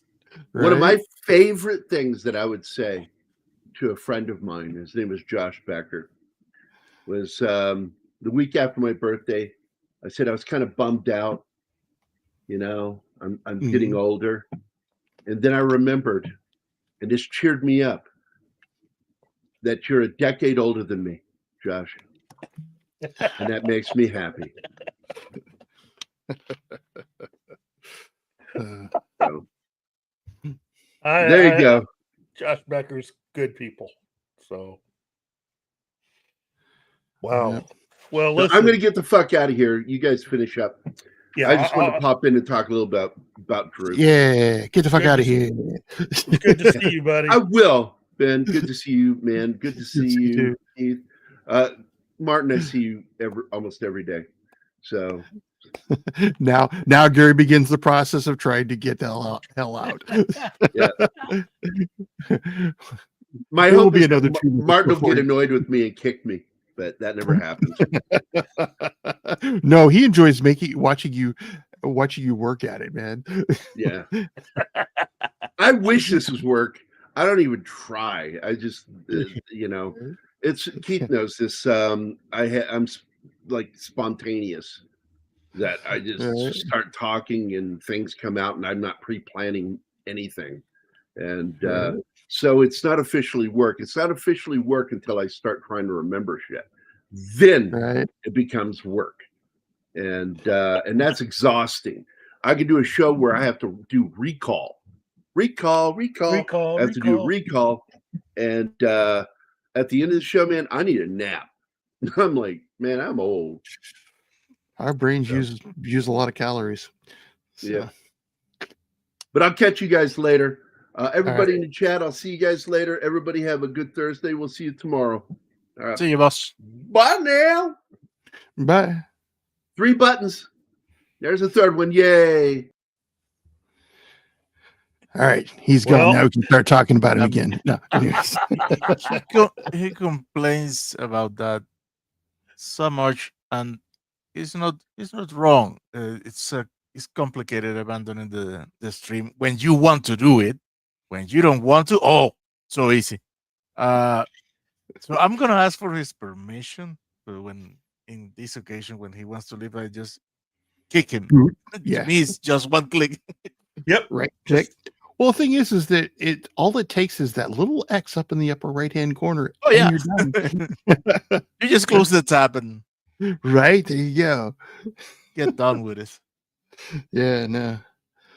Well, listen, it has been a good show.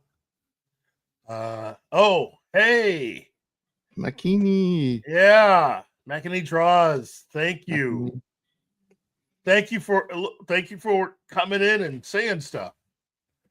Thank you to everybody, seriously, because I truly do appreciate everybody that comes to the show. Special shout out to Gambit, Andy Morrow, Daryl Brewer, the lovely Penny, Doth Wolfen, my brother. Miss you, big man. The lovely Anima Confusa, Sentai Ranger Donnie, Shinatsky, Oh, and Joe's Atmosphere Joe. Hey, buddy. And of course, Mackany Draws.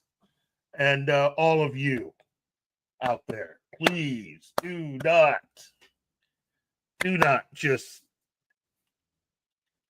go out into this day and not try to at least experience something positive. Tell the people in your life how you feel about them now, because tomorrow's never really promised.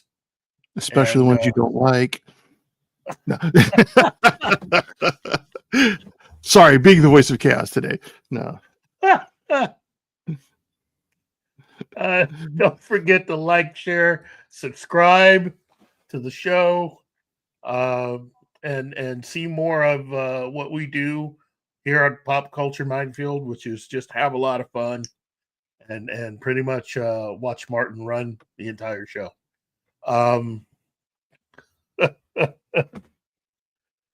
Okay, I'm getting goofy. So on behalf of myself and Ben and Martin and everyone here at the Pop Culture Minefield channel, I'd just like to say, go out into this day, have fun, hug all those that need to be hugged, and to everybody else, tell them Keith sent you. See you later. Bye, everybody. Bye, everybody. Oops, sorry.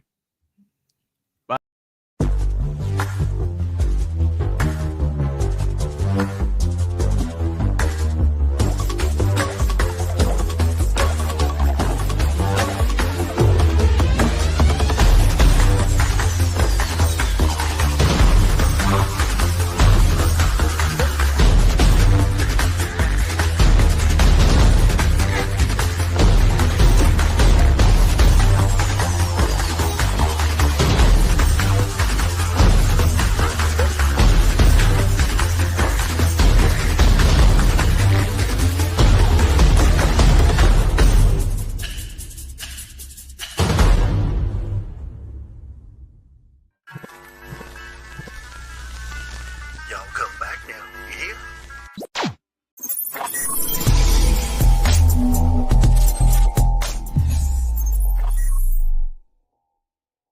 Matt Damon.